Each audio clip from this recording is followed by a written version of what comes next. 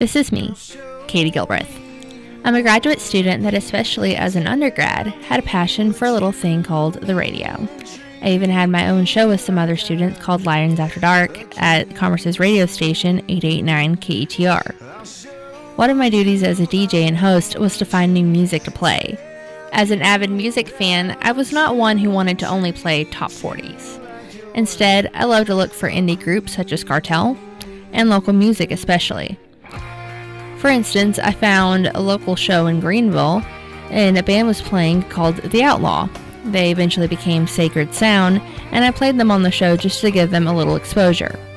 So being the big music nerd that I was, when a sorority sister of mine, Paige, came to the house and offered us a bunch of free tickets to her boyfriend's show, I was intrigued. I made it all the way out to Dallas, but they went on so late that I ended up missing them. So that made me want to listen to them more. Enter this guy, Jordan.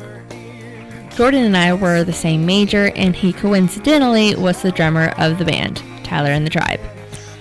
I told him about how I had traveled out to Dallas to try and watch the show, but had still missed him. He felt bad, so he gave me their first CD called Rock On. And fast forward a few plays later, I was hooked. Fast forward a whole semester later, and Jordan handed me this baby, Born. This is the album that stole my heart. I have literally played it so many times that I burned through it, and the boys had to give me another copy. So that was the beginning of what would become a several-year journey that I would have with this band. It took about 4 misadventures before I finally got to see a full performance live. When I did, though, it went a little something like this.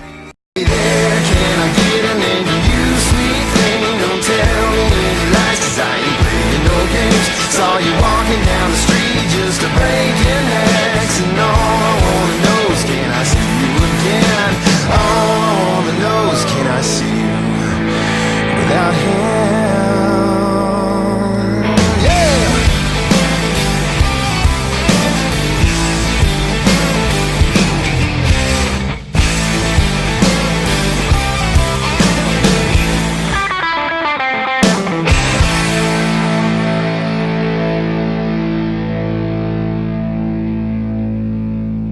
That's Jordan on the drums, Heath on guitar, Paige's now husband, Colton, on bass, and Tyler himself on the microphone.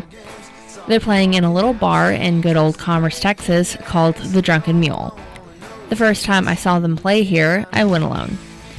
I had missed 2 of their other shows because my broke college friends wouldn't pay $10 to get in the door. This time, though, I braved it alone and was very pleased. I sat there on a bar stool singing every word to every song. Little did I know, Colton there could see me. Afterwards, he came over and told me how awesome it was because he had never seen someone other than family sing all their songs.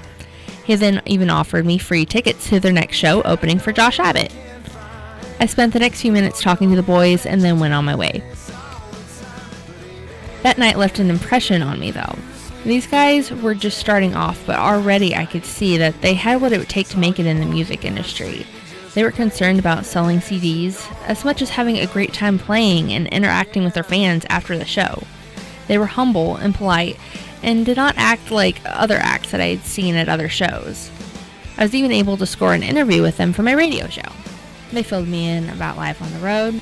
That's awesome. And being on the road so much, how is it like touring with all you guys? Do you guys get along all the time? Yeah, well, that's why we kind of started the band. Yeah. I mean, we were in 2 different bands, and things are going pretty well for the most part. But I mean, we became friends in the studio, and they decided, and they were working on a project, and I was helping out on that project. And then next thing I know, they're helping me on my project, and we realized that, well, we have like a killer time together. I mean, we'd be up, like 2 a.m. in the morning just doing little vocal spots on the record and stuff and just laughing our heads off, So like at that point we go, well, things aren't working so well with personalities and stuff in some of these other bands and that we were in, and so like we just were like, man, we're really good friends. Why don't we tour together? If you're gonna spend that much time in the van together, you need to like the people that you tour with for sure.